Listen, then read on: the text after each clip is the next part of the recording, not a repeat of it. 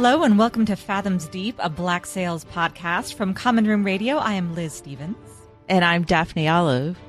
And we're here with our friends Vinton and Robbie from Graphomania. And they do Hamilton the podcast, one of my favorite podcasts. Mm-hmm. And also, with Black Sails, part of the 18th century trifecta. That's right.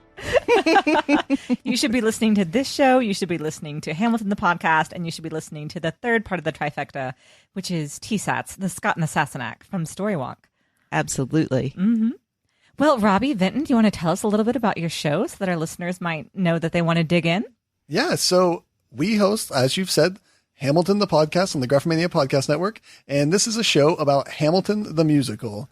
That's right. Lin-Manuel Miranda has written a piece of American Broadway history that has just captured our hearts, and we go through Hamilton, an American musical, song by song, lyric by lyric. We dive into every biography we can find to get into all of American history and learn everything we can, and we share with you the things that we learn. That's right. We don't stop at just the lyrics and the production itself, the staging and the music. We actually dive into the history and tell you all the fun stuff that we learn as we're learning about it. Because history is really exciting, guys. It's pretty fun. And Lin-Manuel Miranda in Hamilton, an American musical, has found a way to make history all the more exciting. Because when you're not memorizing dates and figures, and you're instead hearing a story, and you're hearing the story of a man who got wrapped up in a sex scandal, and then a man whose career took off, and he got tied to George Washington's fame, and then he completely ruined his own political estate for a long time. It's a fascinating story because you're hearing a story instead of just memorize this date, memorize this name, learning history in the boring method. We love this way of doing it. And we're Broadway nerds, we're hip-hop nerds, we love going into this. It's a lot of fun. So we would like to invite you to come listen to our show if any of this sounds interesting to you. You can find our show on graphocast.com. That's graphocast.com. You can also look it up on iTunes, Stitcher, Google Play, or YouTube.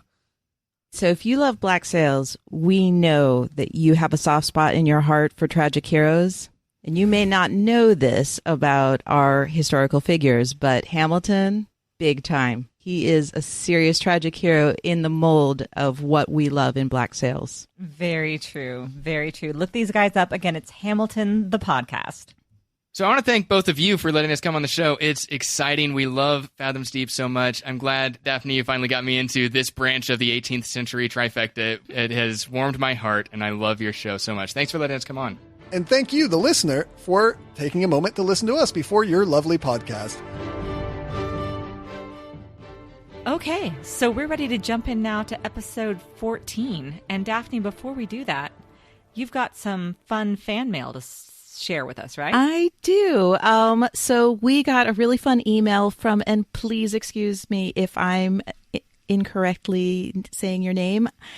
It looks like Briody, although you signed it Birdie at the end, which is very adorable.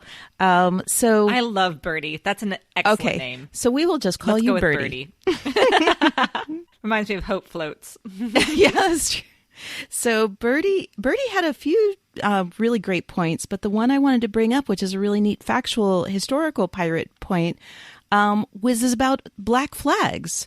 That the black flag signified that the pirates would give no quarter if they fought back, but would give quarter to the merchant crew if they just surrendered their goods. Which is, something we've seen from the very beginning, right. And we knew this.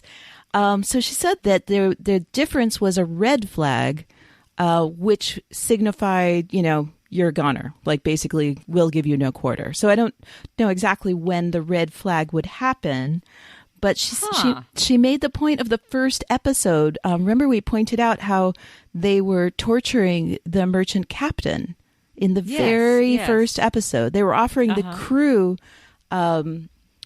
Actually, Singleton was trying to recruit them to the Walrus crew, but she said that was likely because the merchant captain that means that if they fought back, that means the merchant captain had forced the crew to fight back, and so in response to that, the pirates were were torturing the captain, basically saying, hey, we offered you quarter and you didn't take it. Okay. All right. Interesting. I know. And that makes a lot of sense. And it was a long time ago. I've never heard of a red pirate flag. Never heard of that. I had heard of it, and I don't remember where. And I want to do more research. I'm really curious now, like what would make a pirate captain go straight to the red flag? Because again, that's what I was thinking. Yeah, right, why? Exactly. There has to be some reason for it, but right, it's like, their whole point was to get the merchandise without a fight. So I'm not sure what would make the red flag be something they would choose. Mm-hmm. But it's a neat explanation for the torture in the beginning of the first episode. So thank you. And just, to everyone, we are always happy to get your emails. They are so much fun, whether it's facts or your thoughts or, just we love it. It's so great. Yep. Every single one of them has been so much fun for us. Or just praise, by all means, praise us. It's so great. Also totally legitimate. So then I wanted to add something that I thought of. I don't even remember what made me have this random thought, but I just wanted to bring up there. So we had, we're actually done with our flashbacks now. Our flashback period of learning Flint's backstory is actually over. I didn't even think of that, but yeah. Yeah, that was it. Last episode was so flashback heavy, and that was really, and obviously. So beautiful. So we're still recovering. I think everyone's still recovering. Haunted by that episode. Yeah. So I had one point, like with my theory that the flashbacks are in fact memories of James and then of Miranda and then James again. I thought it was interesting that what we see from James, as far as, our infamous dining room scene with Alfred Hamilton, the thing we're presented by James in his memory is himself standing up for Thomas. And when we actually see them kiss, that's Miranda's memory. Huh. And I'm not even sure what I want to say about that, but I just felt like there was something kind of that made sense to me, even though I haven't figured out. Like there was just something that felt right about it. That James's memory would be about the the being the defender, and Miranda's memory would be about the kiss and the danger, like the flip side of it. Yes, that is very interesting. Yeah, yeah, I like that a lot. Yeah, that is very interesting. Huh. Well, and in a way, especially I think because James was taken aback just a little bit initially by the kiss. Like that was the most impassioned part for him. Like that's where we saw his heart, was when he said the things he said. So, and it was when we saw Thomas's heart, I think, when he responded in the way that he did. So, yeah. Interesting. I know. It is interesting. Again, I wish I had like a really like firm theory about why that worked so well for me. But when I thought about it, it really did. Mm-hmm. So I just wanted to bring it up in case other people have thoughts, or just to bring it up so that we can all think about it together. Awesome. But yeah, now we can move on to episode 14. All right, let's go. Sail! So this is a serious episode of Shifting Sands, which we'll get into the details of, and it's a bit scattered. First of all, it is a bit scattered. Yeah. It's just so very different from the last episode. Yes. It was very, very different. Yes. And we are going into a different phase, which I kind of feel like I have a sense of the shape of, but I'm going to not reveal that for another few episodes. Don't, because even not me, like going I don't remember. I mean, it's such a big story. The scope of this thing is so big that to try to put together like exactly how it folds out, when it's been a while, I cannot recall. So I'm really kind of enjoying being surprised by each episode. That's great. That's great. Yeah, okay, so fun. I have the shape of the second half of second season in my mind, and I will reveal things as appropriate for each episode. Okay. You see, this is how I look at this season. This season is just like two big gifts. There's one gift that we got last episode, and then there's a gift at the season finale, or a few gifts actually, but one that I have in mind. And they both kind of unwrap really slowly, and you get to kind of see them little by little. Well, I'm excited now for the end then. Okay. Yep. I did not recall.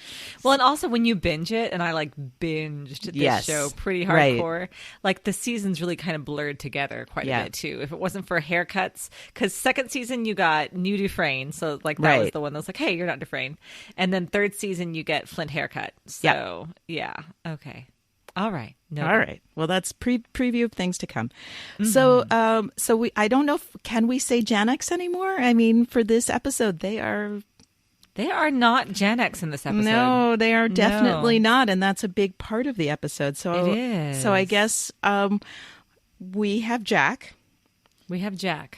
And then stealing the show. Yes. Way to go. Well, Jack and Featherstone, I got to say, like that was in my notes for the job. I love these two together. I love how they play off of each other. So I'm going to call this Jack and Featherstone. Okay. So we have Jack and Featherstone, and then we should give Adele credit too. Then we have Anne and Max and Adele. And this is a big Adele episode. I love it. Well, I love Adele all the time. I think I've made that clear, but she's really great here. And then the next section is our Eleanor and Dangerous Pirates section. We have, again, Eleanor, Vane, and Flint. Eleanor, yeah. Mm-hmm. And we have some really good Flint and Miranda stuff. And then the last section I want to talk about was the Walrus crew, in particular, Billy and Silver. Yeah. I'm so glad we have Billy back. I missed him. Know. He's the heart. I know. I thought about you. I was like, the way the walrus crew greets him is like how Liz feels. Yes, so true. So very true. I was really glad to have him back. Yep. All right, let's get into it. Okay. Prepare to board. Aye. So, Jack is so amazing in this episode. He's so good. Well, first of all, he kind of pisses me off actually just right here at the beginning, because he's at the helm of this ship. He's looking out across the water. He's like, do you hear that? And I'm like, yes, the creaking of the ropes and the swell of the sea and the sails. And yes, I hear it. And he's like, no women. I'm like, oh my God. Fuck you, Jack. I completely anticipated exactly what you just said, because my first thing I wrote was like, Jack's having adult feelings just like Liz. Oh, wait. Nope. Yep. Exactly. I was disappointed. Yep. Yeah, that was a funny line. I mean, you can't really blame the man to some extent, because he's had a rough time of it lately. It's been a rough time, yeah. But yeah, I really wanted it just to be about him having adult feelings about the ship. Me too. Oh well, can't have it all, I guess. No, but it was pretty good. I mean, and the presentation of it is terrific. Like, I just love, like, there's like the shot of the boots and the water. There's just, I felt like the director was having adult feelings. Like, That's fair. It was very, very like, just love of ship moments, right? Despite what he said. So then we have our first scene, our first interchange between Jack and Featherstone. And again, I love this. I love Featherstone's just like dry sarcasm is just glorious. I really love it. I mean, it's just wonderful. I mean, it had already been wonderful, but it's just wonderful juxtaposed with Jack's, just earnestness. Like, Jack cares so much about everything. And then Featherstone's just, he's just well, he's sarcastic in a flavor that I love very much. Let me ask you this about Jack captaining the ship. Mm-hmm. Were you nervous for his competency at all? Totally. Me too, right? I mean, that's exactly like Featherstone. And when he barks out all those orders and everyone's looking him like, just what staring the at him? hell are you talking about? That was great. Yes, that was great. It made me nervous. It did. Yeah, it was well played. Yeah, it was well played, because who isn't going to feel like that? We've never seen Jack show that kind of I mean, I love what Featherstone said, where he's like, "You wouldn't be the first captain who would learn how, just what did he say? By becoming one? Yeah, learn you how wouldn't to be the first captain to learn to captain after being named one. Yeah, exactly. And he brought up that, Vane was the seaman, that he understood that Jack's role was political. We know this. This is why we know were this. nervous. Yeah, this is not a surprise. Yeah. Yes, and this is the theme of the whole Jack thing, is that everyone is underestimating him. Underestimating Jack.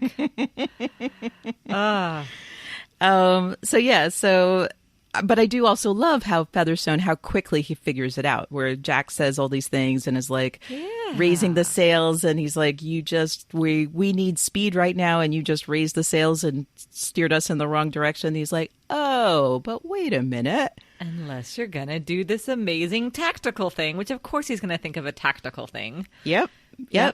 Right. But it was the beautiful surprise was that Jack actually had the understanding of the mechanism, like the mechanics of sailing enough to come up with it. So that was pretty great. Yeah, the way that whole scene was presented is just super fun and terrific, and does totally play to what we already feel might be the case. Yes. And then we have a new pirate. And I just wanted to bring up that the last time we had a new pirate, this is, what is his name? I love that his name's Linus. His name is Linus. Linus Harcourt. Like with the blankie? Exactly. I know. That's what I just keep thinking. It was like Linus with all those tattoos and such. He was really trying to make up lost ground there for that name. I did like the tattoos, though. They were cool. Terrific. Pretty badass. Yes. No. And right. So he shows up. But the one thing I wanted to bring up was the last time we met a new pirate who was not a Nassau pirate was Ned Lowe. Oh, yeah, it sure was. So this is already setting a kind of feeling of danger. Like the last time we had an unknown entity, it was that guy. Yeah. And he was terrifying. He was. This guy seems more, I liked him because he's like tough, but he's also of Jack's likable style. Somehow, wasn't he? Totally. Like you want to hate him, but he's somehow likable. Yeah. Right. Well, I want the two of those to just match wits for like a whole hour. Basically. Yeah. It was compelling so television. much fun. Yeah. So much fun with the two of them. And one of my favorite Jack moments where he says, well, I've never heard of you. And he says, you really should get out more often. You should get out more. Yeah. And the guy's like, I like that. You're funny. Exactly. Well, and then the next one is they say their names and their ship names. And then his ship is the Goliath. And then Jack says, your ship is named after the greatest disappointment in the history of warfare. And our friend Linus says, well, they and he like kind of nods towards his crew. He says, they like the way it sounds. But what I love about that, I mean, this is, that this is one of my favorite things is like the whole captains and posturing and, outsmarting each other part. That was a brilliant move. Like he took what Jack said, and what he did was then he showed that he wants to make his crew happy, right? With this crazy name. Yeah. Mm-hmm. And at the same time, he dismissed his crew and said, you and I are equals because we're both going to like mock them for caring about stupid things when we both know better. So I think that was just a brilliant moment where he's just, I could watch this scene forever. Like just watching the two of them, like with Jack and Max, like they're kind of like cat circling each other. They circle each other a bit. Yep. I like that.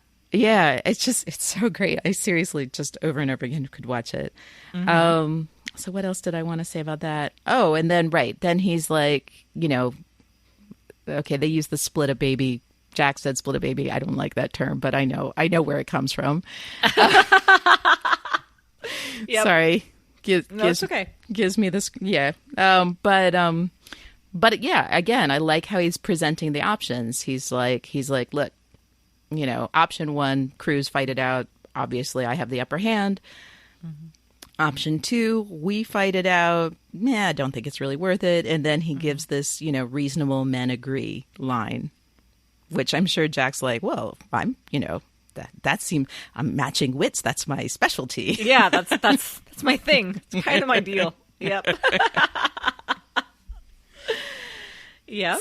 So then they sit down to negotiate. I did want to point out the goat, the prominently placed the prominent goat right in between them that would bleat whenever Jack finished a line. I know. I really now this really is a thing. Like, and when I brought it up on Twitter, like a lot of our listeners joined in with like moments, like significant moments of Jack that are framed by weird animal noises. Yeah.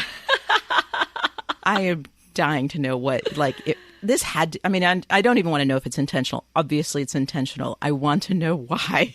And how? Like, how do you make the animals make the noise when you need them to? Or did they just, I don't know.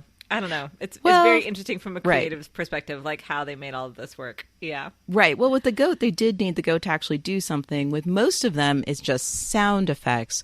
Oh, and that made me remember, I wanted to say, like, sometimes I watch the show, you know, like on my television.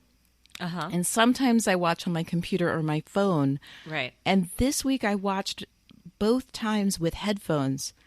And I got to say, like, this is a show worth listening to on headphones. Really? I can see that. I started to say, and I don't usually pay attention to things like sound editing and sound effects, but I was like, okay, I get it. Like, I think they should have won lots of acting awards, but they have won sound awards. They have won sound awards, yeah. And you know what? I get it. I totally get it now. Like, this episode in particular is incredible. Mm-hmm. There were a couple of times in this episode where the sound really struck me. That first time when Jack is leaning across the ship and he says the thing about women. And then when we get Billy back and the music there is so haunting and lovely. Yeah. Yep. So it just, but all of the sound effects. And I mean, I guess I've noticed this and even commented on it without making this connection, but like the ship noises, the creaking and the wind and the waves and it's pretty amazing. And it is. Yeah. I'm just telling everyone, in your next watch of Black Sails, try it with headphones, like good headphones, because it's pretty exciting, just the noises. Oh, really? Yes. Really, yes, Daphne? Liz. Yes, okay. Liz. I'm going down your road with all of this. Adult feelings. Feelings. Let's do it. I like it. For you, it's the ship visuals. I guess for me, it's the ship noise. You can find those online, you know. Fall asleep to them and everything. Yep. Or not fall asleep. Well, exactly. Whatever you're. I'm not sure I would fall asleep. Okay, sorry. Goat distraction. So then we have the negotiation. Don't apologize to me, hon. Okay, I'm not apologizing to anyone. Mm-hmm. So next we have where Linus. I can't help myself. I just have to call him Linus. That's okay. Yep. Where Linus says, "Is this your first day?" What makes you say that? Yeah. Oh, poor Jack. He worked so hard on his presentation. First day. I know. It's a rough first day. Well, especially on your first day to come across a captain who is maybe not as smart, but almost as smart as you. And that's your darn thing. Smart. Yeah. I mean, if he had, it almost would have been better if it was just some kind of, it would have been easier if it was just like a vicious, like the Vane type, you know, he knows how to deal with those. He's been handling them for, however long he's been on Vane's crew. So no, that's true. Not that we don't think you're smart, Charles. Chaz, we know you're smart. Chaz, yeah. So I love this where he's like, how did you know it was my first day? And he's like, well, the little looks the crew is giving each other. They're trying to figure out. And then he says, your banner. Oh, yeah. Well, why? What's wrong with the banner? Well, it just doesn't look very used. Why? What do you think's wrong with the banner? Exactly. That's what I loved. Where he's like, ooh, I found a sore spot and I'm going to poke at it. And he sure did too. Jack and that banner. Oh, it's hysterical. I know. Well, and I love that Jack put so much effort into the banner being a perfect image, but then he he's so good at the conceptual, the Yes. conceptual thing about the art and the this and the presentation, except for the really practical aspect of it. Right. He fell short on the But practical gosh, thing that who if would you're think going of to that? Like to make it look tattered, like you'd been doing your thing for a while. Like who would think of that? Max, Interesting. Silver would have thought of that. Silver would have thought of that. Yep. Interesting. Sorry, Jack. Yeah, that is that's a Well, that's a where his significant arrogance, I think, oversight. gets him. Like, and I don't even know if arrogance is the right word for it, but His faith in his own abilities to Yes. to think through things, which I don't know if that's different than arrogance. I feel like it's different, but he has so much faith in his own ability to like construct Yes. construct what, not reality, but like construct the image that he needs. That he was maybe fell short on this one thing because he is a perfectionist. He is he would probably, I know we haven't called him this yet in the show, but I mean, come on, Calico Jack Rackham, like he Jack. likes things to be pretty. I like that. Yep. So I mean, maybe on some level, Jack would have always preferred a pristine banner to a beat up one, but the beat up one's going to serve you better emotionally. It's just all so good. And then he says he hands him an offer, which is a really crappy one, and Yeah, quite. right, which also Although Jack- again, he is outmanned. Sorry. Anyway. yes, he is outgunned and outmanned. Outgunned, and that's outmanned what is how it goes. Yeah, Outgunned. that's what I ruined it. That's okay. That's what Linus said. He's like, well, I can see your crew, and what does he say? And I can see you. Yep. Oh, what an asshole. Be nice. It's my first day. It's my first day at pirate captain school.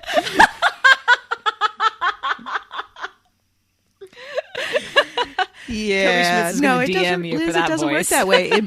In pirate captain school, not everyone gets an award for participation.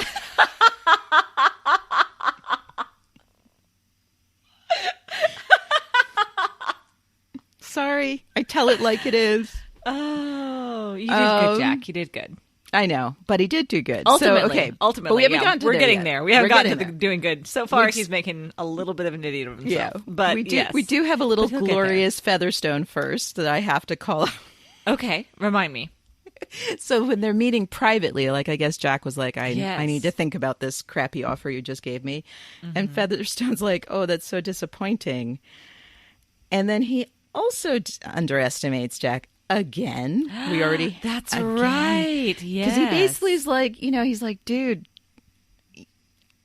I understand that there's What nothing more can really you you can expect? do here. Yeah. Right. And the crew the crew just wanted you for Max's leads anyway. It's not like they really wanted you. So yeah. hard. So harsh. Yep. It is so harsh. And then Jack says the thing that, we need him to say. He said, look, I can't lose my captaincy this quickly. Yep. I gave up the one person in the world that I care about for this. And he did. Mm-hmm. And then he fights for his captaincy. But essentially, I mean, I felt like after that, he's fighting for Anne. Like he's fighting. He doesn't have Anne with him. So he needs to be the Anne. Well, and what I thought when he, suddenly won the day was, Jack, I'm so proud of you. I wish Anne was here to see this. That's when I made myself sad. Yeah. But he was determined. I really, really respect him for this. Like he was just like, I'm going to win this or die trying. Like he was not willing to go back to Anne after what he did to her without having succeeded. Interesting. Yep. Yeah, and he was brilliant. I do think that some of that was for himself too, though. Oh, of course. Because he lost so much of his identity, I think, in that last season. Yeah. No, absolutely. No question. But he is determined. And in a way, I mean, he won this in a way that only Jack would. I mean, he won it. Only Jack could. He won it as smarts. And he's a bit of a David against Goliath here. Oh my gosh! Nailed it, Daphne. Nailed it. I'm so happy I surprised you with that. Yes, you did. He sure is. And literally, even in that scene, the way that they shot it, he seemed to be coming like way from below when he did that first slash, you know? And that's true. They made the other guy seem so big. Linus. They made Linus seem so big. And of course, and then it's all this grappling and it's terrible. And he's just getting the shit kicked out of him the whole time. And then when you realize what he did. He had him the whole time and he knew it. And he was just waiting it out. All he needed to do was survive. So impressed. All he had to do was survive for, he probably even knew how many minutes. I bet he did. Well, and he does. There's that one bit where he actually is kind of opening up the wound at the end. Yeah, a little bit. Yep. Yeah. No, it was brilliant. It was truly brilliant. And I a lot of respect for Jack. Well, and then when he starts saying, wait, I was just like, I'm in love right now. This is so cool. You are so amazing. Right, because he had all that planned out ahead of time, too. He knew how to change the balance. So much through, yes. Yeah. Yeah, and when you watch it a few times, like I realized the last few times, like you see him, you know, after he's talked to Featherstone, when he's going out and you think he's going to capitulate. I felt like probably the first time I thought that he would capitulate, but he's walking out so slowly. He's scanning everything before he sits down with Linus to pretend that he is going to give in. And you can just like see him. He's just like calculating. Yeah. He's like, this is where everyone is. I did not think he was ever going to capitulate. Yeah. I knew he was going to come up with something. If nothing than from like a writer's standpoint. Like I knew something he was going to pull out. He had to. But, that's true. He had to. But I wasn't ready for what he did. Yeah. I know. Yeah. It was brilliant. It was unexpected. It was definitely David and Goliath. Was just as adorable that they chose that name. So cool. Yep. Right. And the name Goliath got to serve more than one purpose because it became, you know, just a moment of Jack in the mental sparring. He got to use it. And then it is what it was. It's so cool. He's brilliant. He's brilliant. Jack, we love you. Yep. Our love is undiminished. Or, you know, way more even with every single episode. So our love is exponential, is what you're saying. Yes, that's exactly what it is. God, how much are we going to love him by the end of season 4? I have no idea. Oh, wow. Yeah, good call. Okay, so let's move on now to our ladies. Yes, our ladies. Our ladies. Okay, Who are we going to start with? We are going to talk about Anne and Max together because they really are together here. They are together in this. And I want to start by saying something that I skipped over earlier when we were talking about Featherstone. But again, with just how much I appreciate Max, which she got a little bit of credit this time because remember when Silver first came in to see her, was like, I'm sorry, I'm looking for the madam. And she's like, I am madam. And he's like, you know, great. I'm not even surprised.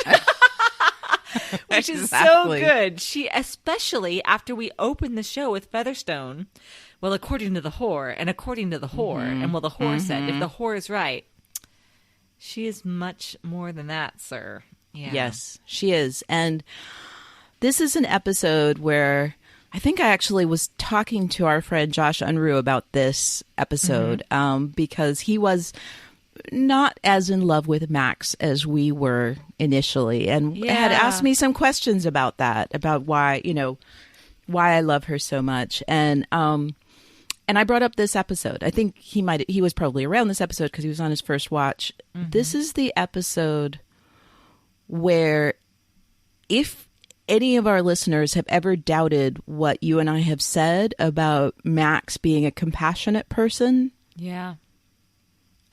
This is the episode where I think, you have to kind of let go of that. You have to let go of the idea of Max as purely a schemer. The way that she stands up for Anne here is one of the most moving parts of this whole show for me. Really? Yeah, it really is. Wow. Yeah, so we can go through why that is for me, but I really feel very strongly about Max in this episode. Again, I think it was there from day one. I really do. I think she one of the most fascinating things about Max and why Max is such a fascinating character to me is because she combines the perfect version of being calculating and smart and learning to manage people and control people, but combined with such personal integrity and caring and compassion that she's kind of my favorite character. I mean, okay, Flint's my favorite character, really. Of course. But like Max in the ideal is my favorite character. Like I don't have the same emotional response to her that I do to Flint because he's a tragic hero. And, I think we've established where I stand with the whole tragic hero thing. But Max to me is such a beautiful character. Okay, so we start with Adele. She tells Max about Anne attacking a captain on the beach because that captain, she tried to get into his crew, and he said, well, if you're not, if Jack Rackham doesn't want you, I certainly don't. Right. And Adele's like, why do you not have guards outside your door? Yeah. And I love what Max says. So she says, Adele, imagine that the person you most trusted in the world betrayed you, and that person did so to gain something. And then in addition to that betrayal confirmed what all of the men in the world had thought of you to begin with, that you are a monster. She uses the monster word. Oh. And she says she says mad, but she means crazy. She's not crazy. She's adrift in the most terrifying way. And I love that Max understands this. I love, this is where you for me, this is where I understood that Max probably, she started being with Anne for very practical reasons. Right. Or not. I mean, maybe there was always more to it than what we understood. And maybe there was a combination of things. I right, mean, exactly. Well, and that's the thing. That's the thing. In Max, there always is a combination of things, I think. I mean, she is such a complex character. And then she said, I refuse to proclaim myself another enemy by acting like I have something to fear from her. I mean, I don't know. I mean, I defy any character in this show to be as noble as that. Okay, Jack, sometimes. But in this case... Yeah. So that's the first moment of awesome of Max. And then in the middle of that, we have Charlotte shows up. Charlotte shows up to say that Logan has actually come. They were wondering why none of Flint's men had come to the brothel. And Charlotte says he's here. Logan came. And Max encourages her to go back. Charlotte's a little scared to try to get information from him. And Max encourages her in such a beautiful way. She speaks to her softly. She speaks to her in a way where she's basically saying, I have confidence in you that you can do this. And she touches her hair, and you can see on Charlotte's face that Charlotte's instantly buoyed by this interaction with Max. She doesn't feel pressured into it. She needed a little dose of Max to buoy her spirits and give her confidence. And then she's like, okay, great, I can do this. Yep. And I just felt like that interaction also, it just strengthens this idea that Max inspires people. Max, she has a relationship with the women in the brothel where she doesn't really empowers the women. Exactly. In the brothel. Yeah. Exactly. She believes in them. She was one of them. They, but it's her demeanor. It's just, she's not abusive. She's not threatening them. She brings out in them the strengths that they have. Yes. Yeah. Okay. And then item number 3 in my argument that Max is awesome. So then we have Anne kills Logan and Charlotte. I guess I'm not really talking about Anne. We can talk. Would you like to talk about what happens here? Well, here's my note. Shit, Anne. And I said, why Charlotte? Yeah. Well, but she is undone right now. She is adrift. She is adrift. Yeah. Oh, and I mean, we'll see in later episodes. I remember a little bit, and I can't wait to get to it.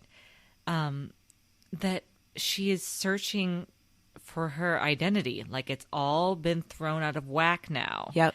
Everything has been thrown out. Everything. Yeah. And so to have those things leveled against her, which I don't even recall exactly what they said to her, but called her crazy. Yep. Charlotte called her crazy.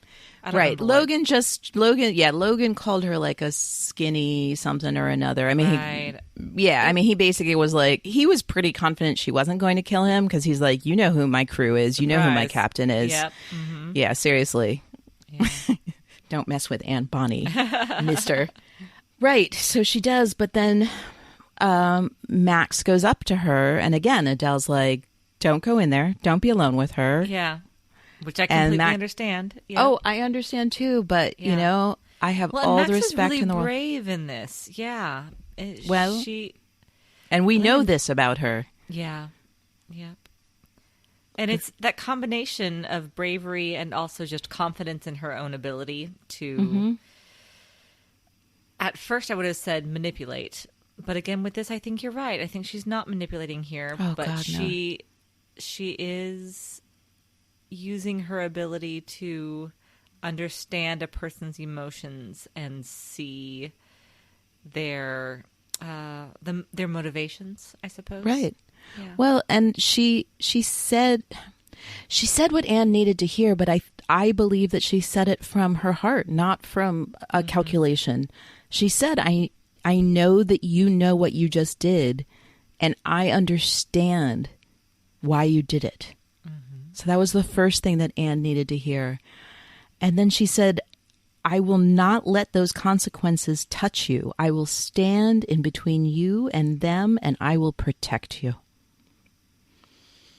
Which is the opposite of what Jack has just done, and exactly.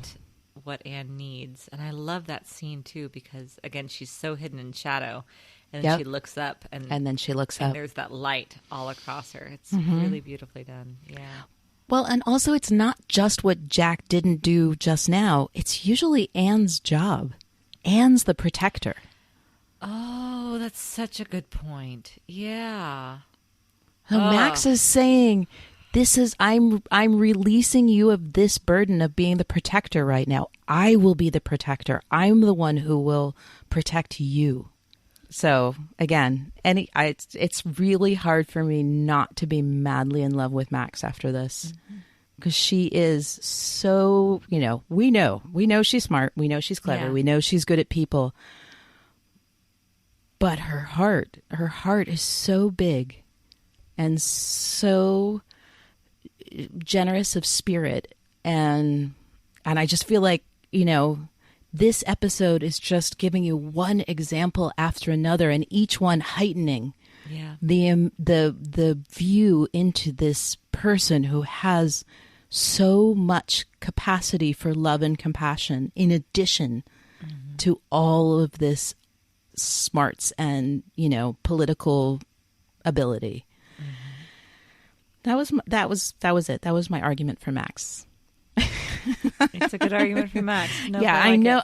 I'm aware that not everyone feels as I do about Max, but I feel pretty strongly about her. And this, I'm not spoiling anything. I mean, we will have other examples, and I will call them out, because I will always argue for Max being really a special example of humanity. Yeah. I really do. I think that this show is making a specific point about her, because she does combine, what in most cases we see as a dichotomy between people who are smart and people who are compassionate. Again, Jack also has this, but I feel like with Jack, it's clearer because we knew from the beginning that Jack would sacrifice for Anne. I mean, this is very shocking, because this is the moment where I think in his mind he did sacrifice for their greater good of the both of them, but but it looks in the short term to Anne like he abandoned her. Yeah. I think he proved in what he did on that ship that was not his intention. Right.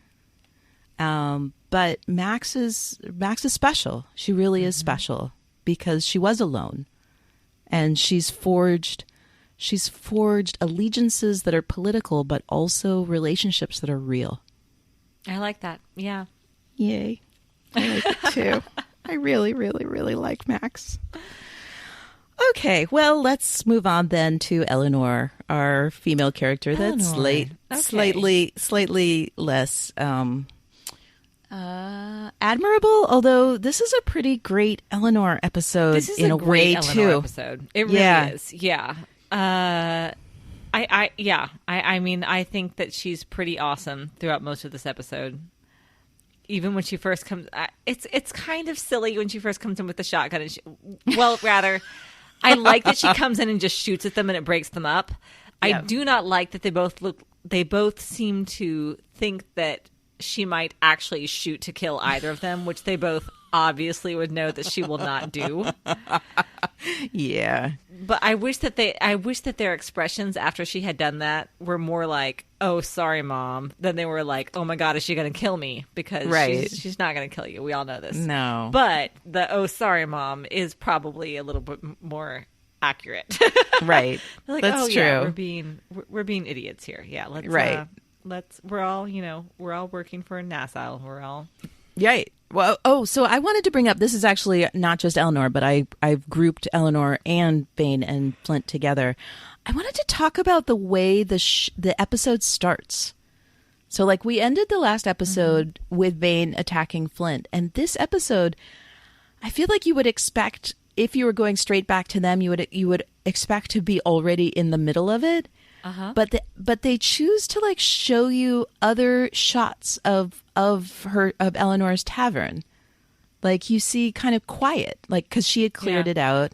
Mm-hmm. So you see these quiet rooms and you're like get closer and closer to the actual fighting. But even when you get to it, you see it from a distance. But like in the beginning, you see these kind of quiet, abandoned rooms with light streaming through. And then you like hear a little bit of the fight before you actually get to it. And I felt like there's something significant there. And the only thing I could come up with was that Vane and Flint essentially represent, and we're going to have this a lot in this episode, they represent, obviously opposing forces, right? They are opposing each other, obviously, but they also represent opposing philosophies. Vane represents people who want to have material benefit in the moment versus Flint, who represents like they're just like, give me my future here in this right room. Exactly. I love that because it really is who Vane is. Like it's real to him when it's in his hands. Versus Flint, who has perhaps probably, I think we could argue based on his what he learned from Thomas, is a person who like sees a bigger picture, who wants an abstract goal that you can't touch and feel right now. And I feel like, and would probably be disappointed once he got what he was reaching for, because very possible. Then what can he do? Yeah, right. He'll never be satisfied. He'll never. Hamilton reference number 2. Yep. Nailed it. But I feel like the way that they start far away from them and then kind of zoom into them, it feels like they're separate from the rest of the world. This is how I saw this introduction and this framing. And it's almost like they're like elemental concepts fighting each other, separate from the reality of Nassau. Does that make sense? I'm really trying to articulate this thing that's in my brain about this, because I noticed it this week. Again, looking at this show for a podcast makes you look at it so differently. Yes. I probably never really noticed before. And well, I know I didn't, because I noticed it now and suddenly it struck me.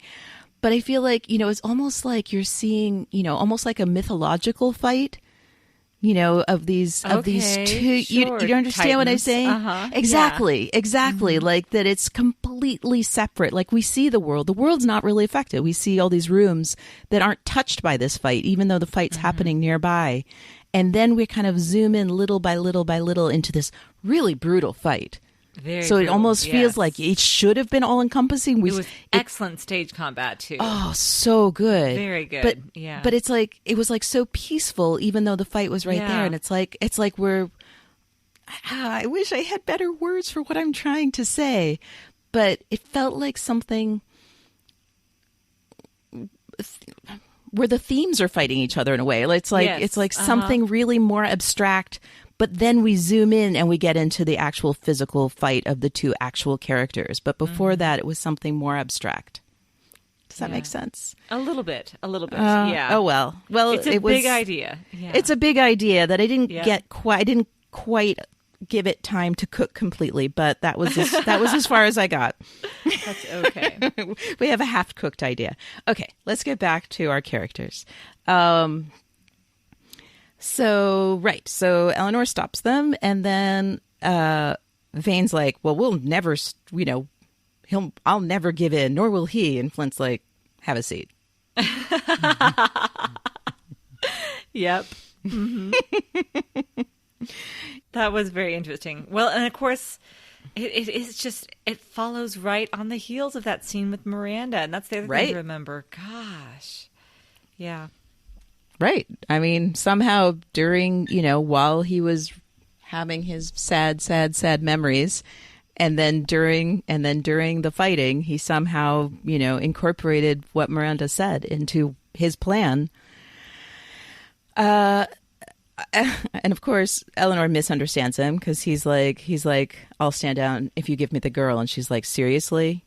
This is all about money for you suddenly?" And Yeah. he's like, "No. No. Yeah. Go get your dad. Let me tell you a new story. We're done with that Vasquez story. We got a new story now."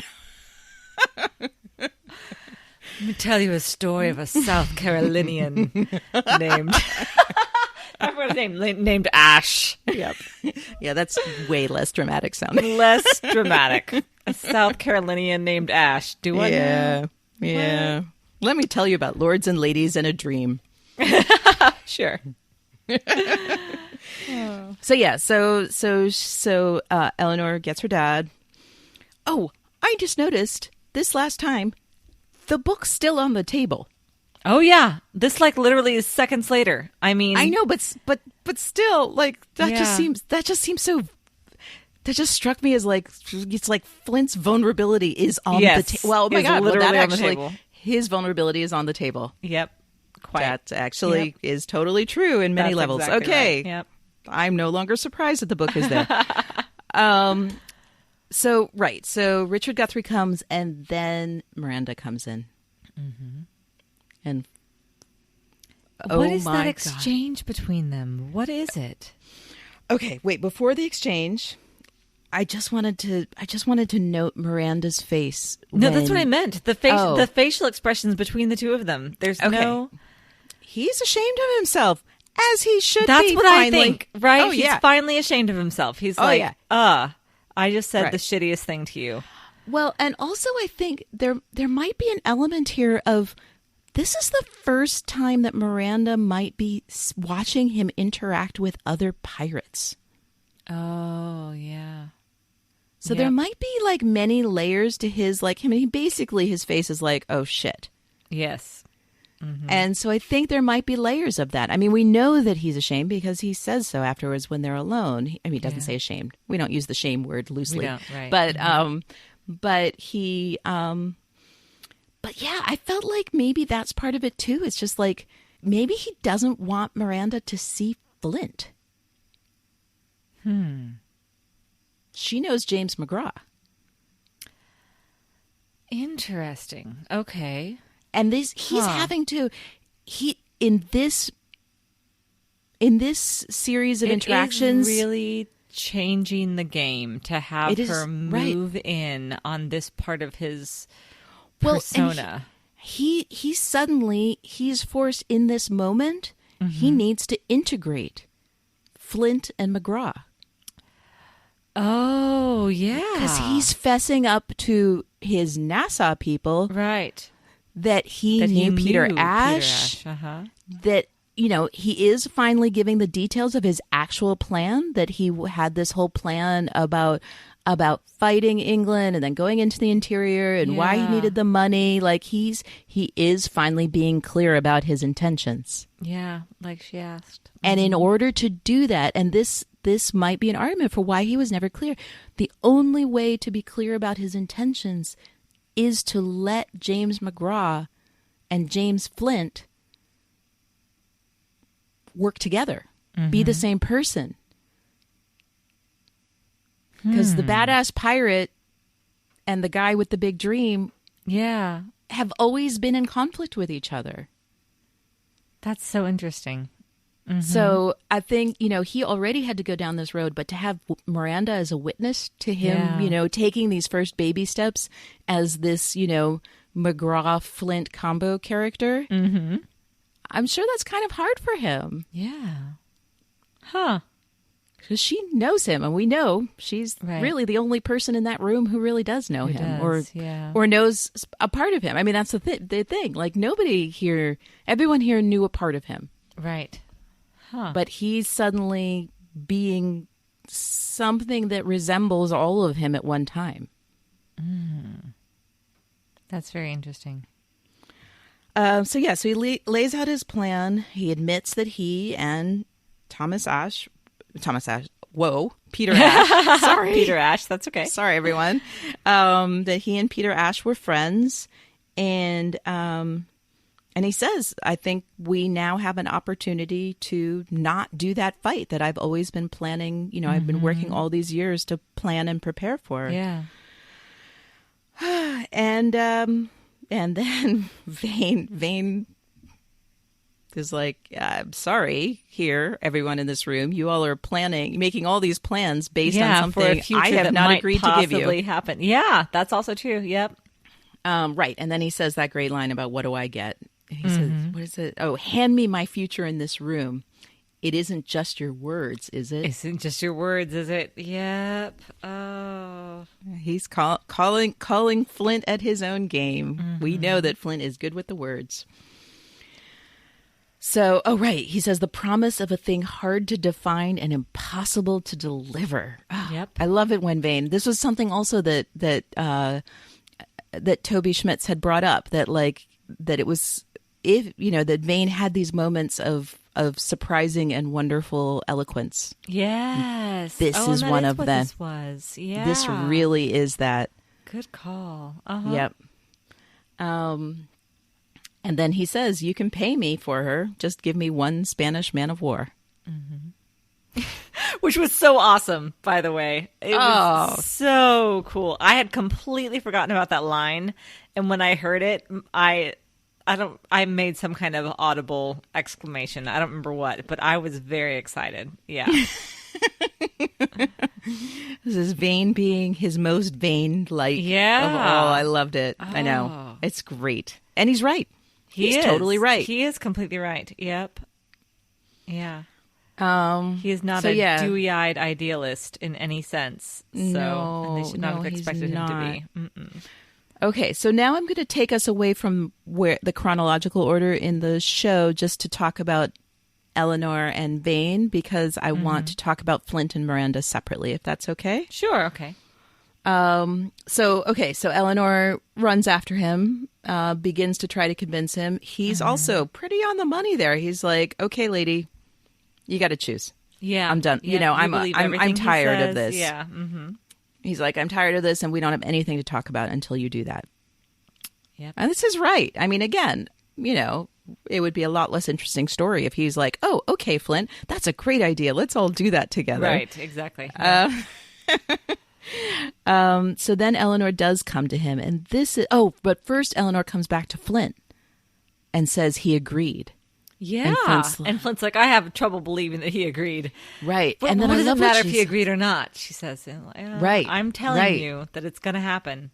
Exactly. Oh, Eleanor, dangerous game. I know. And she says somewhere in there, he agreed he lives. Like this, she's still She's trying to find that road where she can be in coalition with Flint, because Flint wants what she wants, but she does want to protect Vane. Protect him. Yep. But by protecting him, she is taking away his agency, and this is what bothers me. Right. So, okay. So then she's comes to him. Undermining him is what she's doing. She is. Right. Perfect. Perfect. Right. Her intentions are good. Her intentions are good because she wants to save his life. Let's say that. Well, yeah, but even isn't that for her? Doesn't she want to save his life so that she still has him? I guess you're right. Because if she was being selfless towards Vane, she would want to give him the thing that he wanted, not the thing that she wants. Right. Well, again, right. So, okay, let's put it this way. She wants to protect him, but she doesn't respect his needs. Okay. How's that? Yep, that's good. Yep. Are we splitting the difference there? Yeah. Well, just call it what it is all. Yeah. So she comes in to his very weird, sad looking room that with all the stuff just like falling down all over the place. Yep. And she tries different techniques to convince him, and her leading technique is to tell him that he was always right. She is like him. Yeah. Still don't believe it. But nope. She's using this. This is like her dad telling her what she wanted to hear. Oh, it is. She's becoming her father. Oh, Eleanor. Yep. So she tries that, and then she tries the legitimacy argument, which, we see goes nowhere with him. Goes nowhere at all. Yeah. No. And then she uses the final gambit. She tries to say, this is the key to our future together. She uses that word.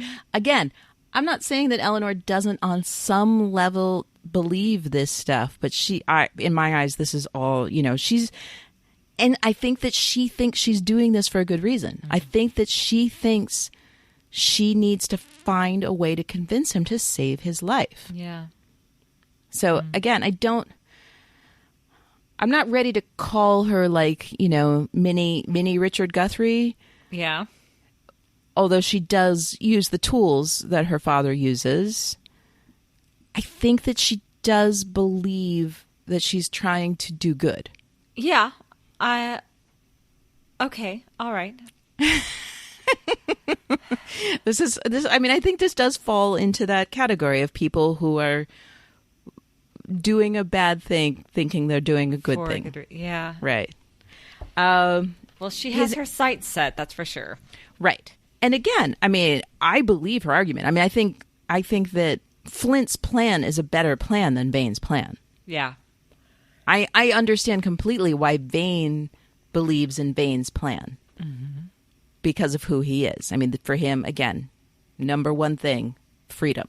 Yes. Yeah. It's all about the freedom. Like he has no interest in becoming a colony again. No. And I like what he says about legitimacy. That's also totally correct. Like he's like, you think that England can give you legitimacy? He's like, I'm honest. Yep. I liked that. Yeah. Yeah. Oh, it totally works for me. But it is a short-sighted plan. He's just like, I'm banking on England being basically afraid of me and men like me. And so, what did he say? He's like, he does say, he says like a day, a week, or whatever he says, a lifetime. But I don't think he believes a lifetime. Like he's not the guy who's planning on like growing old with Eleanor and having a peaceful life together. No. Yep, it's true. But at the end, he does that thing where he turns to her and he says, "Do you believe me?" And he's searching her face. He wants so badly for her to believe him. He wants, and that's the difference, is that she wants him she wants to convince him so that she can have what she wants. Like you said, she wants her plan, and she wants him to survive at the same time. Right. He wants her to believe him because he wants her to believe him. Yeah. And you can see it on her face. Like that's where she's already looking away from him. He has to like make her look at him. Like when he's making all these arguments, she's already knows that she's going to betray him. And it's so dangerous. I just keep thinking, yep, And it makes me mad when she kisses him in that scene. Yeah. Right. Because that's the only reason she's kissing him is so that she can betray him. Yep. Yeah, that was plan B. Plan A was persuasion. Plan B was... Persuasion. Yeah. Distraction. Yeah, that would make him fall asleep. Oh. Yeah. Yeah, it's pretty horrible and it's super tragic. And again, I don't think, Eleanor's not a noble character. I mean, we did just talk a whole lot about Max. Yes. That's a noble character. Eleanor is not a noble character. No. I do think that some part of her heart or some part of her mind thinks it's in the right place, that she's doing good. Yeah. Yes, I do think that. Yeah. In this moment, I think that some part of her thinks that she's doing a bad thing for a good. Yeah. Mm-hmm. I mean, the betrayal, no. But, yep. All right. That's poor Vane. If he was just not in love with Eleanor, think of the things he could do. Oh, man. Yeah. I know. All right. So, should we move on to Flint and Miranda? Yeah, that's everything else I've got for notes. So, yes, let's move on to Flint and Miranda. Okay. So, it kind of breaks my heart when he asks why didn't you leave me? Mm-hmm. Like, he understands that she brought Eleanor, and he says, why didn't you leave me? And she says, I couldn't. And it's just so, I think, it seems like he really feels like she should have just let him get killed by Vane. Mm-hmm. And then we have the whole plan where she's like, I'm not leaving, I'm staying. I need to be part of this. Yes, which is so cool. I again just respect her so much. I like when she says, I stood aside for too long. If you and I are partners, we ought to be partners. That was an awesome line. Yeah. It is an awesome line. And it's a breakthrough for them. Like it's huge. It's so huge. And was it him who said, after all of this, I'll be home if you'll have me? Yep. Which, again, was the closest thing to an apology that he is capable of giving to, yeah. It was. And he's looking at her. He's got his McGraw face on during this whole conversation. Yeah. And she won't look at him. They're talking and she's arguing why she needs to be part of this. Mm-hmm. And then she looks at him when she says the thing about partners. Yeah. And for me, I felt like the scene last episode where they had the argument and she gave him the book, it was almost like they jump-started their lives. Yeah. Like that they had been, my whole theory of like that they had been just kind of spinning their wheels and not getting anywhere because they didn't have Thomas. The minute they agreed to be partners, it's like they start moving forward again. They're looking to the future together. Okay. So like they're redefining their roles to each other about moving forward. Mm-hmm. And that's why they could look at each other, and that's why they could have this moment of just, softness and connection. I mean, think about it. Think how little in all the scenes we saw of them in the house where they actually look at each other. Yeah. Oh. Remember we talked about that when she was binding his wound and he wouldn't look at her, when they were having sex and they didn't look at each other. No. And this was a moment where they really saw each other and didn't just look at each other. They saw each other in a way that I feel like, the show is implying that they hadn't done in so long. Mm-hmm. Yep. And that's what they needed. They needed to agree to be partners. And he didn't know that's what they needed. She knew that's what they needed. Gosh, poor lonely Miranda. Gosh. I know. And, and he needed it not just because he needed to reconnect with her when perhaps the goal that they've had all along could be realized, but also because, we had that moment 2 episodes ago with Silver. Like Silver had had looked to Flint like a potential partner, but then he showed that he doesn't really believe in him. Mm-hmm. He believes in his ability. He doesn't believe in him as a person. But we know that Miranda does. We know that Miranda knows that side of him. She sees the goodness. And who shows up right after they make this agreement? Silver.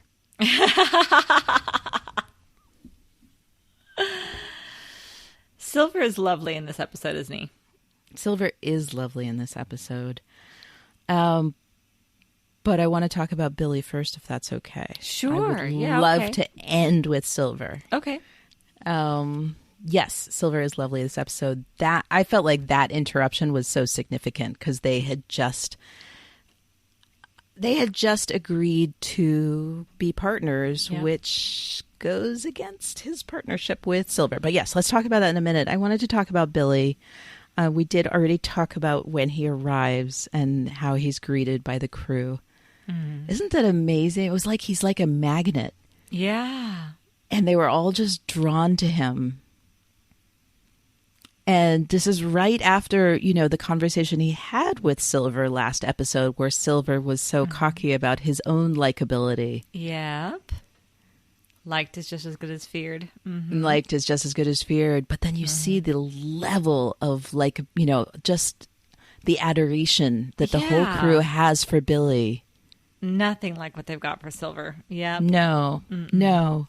It's very interesting. I mean, that was a really good demonstration of what it really looks like to be liked. Mm-hmm. To be loved. Mm-hmm. To be loved. That's true. Yeah, to be loved. Billy is beloved of that crew. Mm-hmm. Yes, that's totally true. That is the right thing to call it. So Billy has, over and over again, pretty much the same interaction with everyone. Mm-hmm. People want to hug him. Yep. Dufresne hugs him, and then Flint hugs him. And in both cases, Billy's like trying to gauge what's going on here with these hugs. Yep. Mm-hmm. Yep. And he's trying so hard to talk about the Navy. Yeah. And yet, all anyone wants to talk about is how he got in the water. Yep. Same thing he said to Silver. Like, you're so concerned about how I got into the water. Think about the thing that took me out. Mm-hmm. He's really trying, and just nobody wants any part of this. They want to use him as a continuation of this conflict that's already been going on. Right. So we have the hugs. I don't know. Did you have thoughts about the hugs? They're there. They're hugs. No, I don't think so. No, it was the music that I wanted to mention, and I did. Oh, right. Oh, tell me what your thoughts were about the music. Oh, just that it was lovely. It was really beautiful and really moving, and it flowed seamlessly into the next scene, which was Miranda and Flint and everybody upstairs. Oh, wow. I did not notice that. It was, and it was just that emotional connection of tying people back together. Yeah. Oh, that's interesting. Okay, we're going to have to talk about that when we get to the thesis statements. Oh, okay. Okay, I'll remember to bring that up. Okay. So then there's the scene with Billy and Dufresne where Billy says, I am actually supporting Flint, not Hornigold, because Hornigold has challenged Flint for the captaincy. Oh yeah, that's right. Yep. Right. Sorry, I didn't really get into that. Hornigold, I mean, it's the fine. only the only thing that's interesting me in Hornigold is I feel like he's tied to Vane in that he's a person who doesn't really care about the big picture. He's just like, give me my fort. Give me my fort. Give me my fort. Like he just wants a thing in his hand, not the larger picture. So sorry, I feel like I'm just not very nice to Hornigold. He always annoys me with his fort obsession. His chair. He wants his chair back. Yep, wants his chair back. But yeah, I really loved what Billy said to Dufresne here because he mirrors exactly what Flint said to him in the first episode. He's like, the Navy, the ships, they're coming. Yep. England is coming. And he says, they don't see us as criminals. They don't even see us as men. Yep. We're just animals to them. Yep. Exactly. Like Billy is on the episode 1 Flint train. Yep. all the way now. Like he wavered, he went back and forth in season 1, and now he seems to be very, full of conviction. I mean, yes. Again, we know he was tied down on a beach with a leather shrinking vest thing. Jiminy Cricket. Yep. Exactly. So he says, if Flint can protect us, we have to support him. And Dufresne says, and if he can't? And that's when he tells him about the pardons. It was so interesting. Yeah. Because he does seem... Boy, they are all scared of Flint. Yep. They are scared of that man. Yep. I know. And did you notice how much... There's 9 of you. I know. Did you notice how much smaller he is than Billy? Like when they hug, that's what I kept noticing. Billy's a big guy. Yeah. Billy's a big guy, and Flint's not a big guy. Yep. But he's a big presence. He is a huge presence. Yeah, quite. Okay, so we're gonna just put that on hold, that conversation, because this is going to be significant in future episodes. Okay. But the pardons are the discussion of pardons has happened. The pardons are on the table. I'm not sure what to say. The pardons exist. Exactly. Okay, and now let's get to Silver. Okay. So, Silver did interrupt Flint and Miranda, and then he tells him that there's been a development on the beach, and they're talking about Billy. Flint also very focused on how he got, what Billy's saying about how he got into the water. But there's really 2 Silver interactions that are important here. One with Flint and one with Max. And I feel like these really show us a lot about what's going on with Silver. They are windows into Silver's state of mind right now.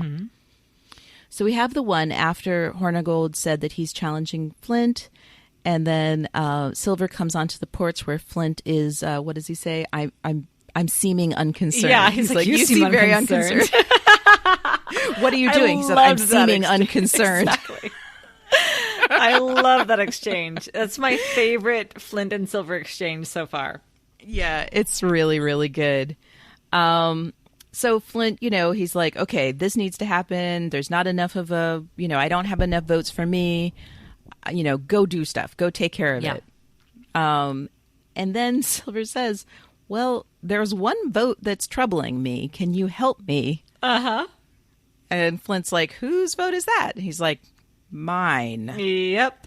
And this is what I wanted to say, is that we know Richard Guthrie made it very clear to Flint that gold needs to never be taken off that beach now that they're trying to make friends with England again. So we know this. Yep.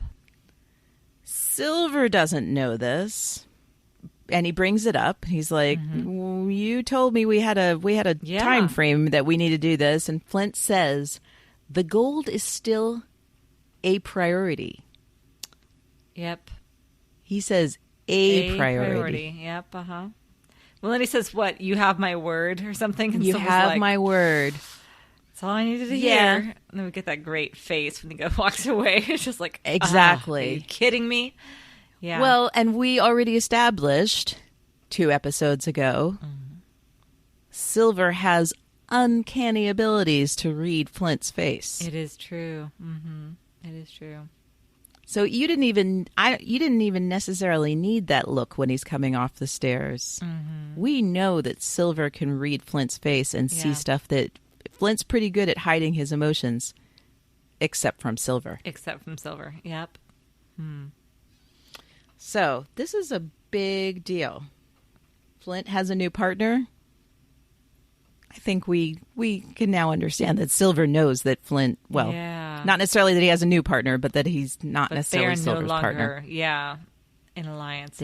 They're right. Their interests are no longer aligned. The thing that Silver has said all along. That's the only thing. As long as our interests are aligned, you can always trust me. Well. Yep. Uh-oh. This is going to get good. This is what I just tweeted, Silver. We have our eyes on you now. We're gonna watch you. So the next on you. More Hamilton. Sorry. Not sorry. No, don't apologize. Everyone just listen to the Hamilton soundtrack. It's really, really good. So next we have the Silver and Max interaction. So you had already brought up the part where Silver sees that Max is the madam and is not surprised, which is glorious. It is That's nice. a wonderful thing. And then we have the scene in the room of carnage. Yeah. Yeah, serious carnage. Yep. And, you know, Max is all like, I'll make restitution. And Silver's like, let's cut to the chase, lady. Like, just tell me what's going on and what your plans were. And he comes up with, you know, the correct story or a better story, a story. Right. For what happened. And then Max says, why would you help me? And Silver says, well, if Flint or any of the men in his crew were to learn about this, my life would be more complicated. And that's when Max says, the men of his crew? Aren't you part of his crew? Mm-hmm. And he smiles. Yep. And we're not going to talk about why I think that's so very significant. Self-serving. He is very self-serving. And so we're just going to, I wanted to say those words and let those sit there because in future episodes, I'm going to reference them. Yep. Okay. I like it. So yeah, that is what I have to say so far about Silver. We're going to have some really good Silver episodes. And I'm ready to move on to thesis statements. How about you? Okay, well, let's do it. Ready to guns! Full complement! Okay, Liz. Yes. It's time for our thesis statements. Okay, well, let's hear it. What'd you come up with? Okay. I have when Anne says to Logan, all men betray when it suits them. It's perfect. Yep. Yeah, I think that's really good. All men betray when it suits them. Ooh, and women too. It turns out. Eleanor. And women too. It turns out. I know Yeah. that's the one caveat of my thesis statement that it really All isn't mankind. just men. Yeah, indeed. Yes, I will expand that to all men and Eleanor. All men and Eleanor. Yep. All Wow. men, and the man wannabe. That's good. So yeah, but what I thought was interesting about that. So you accept my thesis? I do. statement? I You're accept like, it. I think it's great. Yeah. Awesome. Yeah, I really think we've got Jack dealing with his betrayal. We have Flint betraying Silver. Yeah. Silver possibly betraying Flint. We just have a lot of betrayal. Yep, we do. But then you said the thing that you said about people coming together, right? Because of the music tying Billy and people coming together, Yeah, and then Flint and Miranda coming together. So that's this is essentially what Shifting Sands is, I guess. It's the Shifting is Sands that again. Yeah, for sure. it's the two sides of the same thing, that people are betraying people by choosing other people to Forming align new themselves. alliances. Yeah, Yeah. for sure. So that's really interesting way. That's an interesting aspect to the thesis statement, is that, again, you see the light and I see the dark. You see the coming together and I see the betrayal. Yeah, that's all right. I had my moment last episode week, where last my week you favorite won. thing was optimistic and yours was pessimistic. Exactly. Yeah, that was short-lived. It's over now. Well, do you know what your favorite thing was this week? Oh, shoot. I should have one. Oh, no. I don't actually. I mean, I love lots of stuff, but I don't have one. So I'll come up with one quickly while you say yours. Okay, all right. My favorite part is got to be when we realize that Jack had Linus beat all along. When he pulls back his shirt and you see the wound and you know that he was dead the whole time, dead man walking. was amazing. Yeah, it was so cool. That is so cool. Yeah, that was really cool. My favorite part. Mm-hmm. Oh, see, this is hard for me because... Oh, I will also say that I really enjoyed the cinematography of the scene where we had Flint and Miranda on the one side of the room, and on the other side, and I think even Eleanor too, and on the other side, through the shafts of light coming through the floorboards, you had Richard Guthrie, who had this like caveat. He was the one saying, but you cannot get the Spanish gold. And he's on the other side of these like the beams of light. Then he comes back through it and he gets kind of on their side of things. It was very interesting. Beautiful. Ooh. Yeah. Really, I want to see that again. Work. Yeah. It was gorgeous. Okay, see, gorgeous now we scene. have to... I need to go and look. We don't usually do this where we list the directors and stuff. Now I want to know who this director was, because that seems very related to the thing that I said in the beginning about shafts of light and looking from a distance, like... Yeah, it was specific, for sure. All right, I'm going to go back and note who the director was of this one so that we can pay attention to that in the future. Mm-hmm. It's very hard for me, the favorite parts thing here, because some things are my favorite parts because of things that will be in the future. Oh, interesting. So, I mean, my favorite part is kind of everything in the Jack. I know that's kind of cheating too. Like everything that happened with Jack. I think that's fair. Okay, I will choose the Goliath line. That's a great line. I think that's good. Yeah, that did give me much joy. Huge joy. Okay, we're both picking Jack. Well, it was Jack's episode. I think it really was. It was kind of Jack's episode. You're right. I mean, I'm sure that when Toby Schmitz got that script, he was thrilled.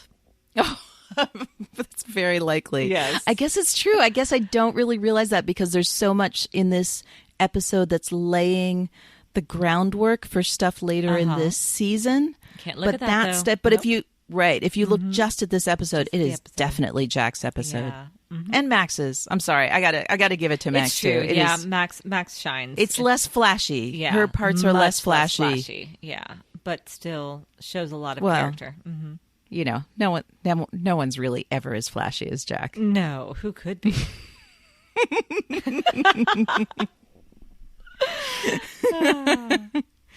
So yeah, I think we're good. I think Excellent. we did this episode. Find our. Do we have any people who got our thesis statements who need pirate names? We do not. We did not get anyone who had our thesis statement, and I actually wanted to make a list because there were a lot of really good ones. Oh, guys, I'm sorry. Yeah. I meant to make a list. I might just tweet a list of all the people who did great thesis. Great, there were because and there it was really such were a deep episode. I mean, it's a hard one. Yeah, right. Yeah, it really, really was. So I really enjoyed other people's thesis statements. The game is to guess what we come up with, right? Not recognition for awesome thesis statements of your own, but there were some really good ones this week. So I'm gonna make a point of tweeting a bunch of those because they're really great food for thought, no matter what. Yep, I agree. That's great then. Okay, cool. All right. Well, good luck to everyone in this week's game, and we'll see you next week. I guess so. Until then, from Common Room Radio, I am Liz Stevens. And I'm Daphne Olive.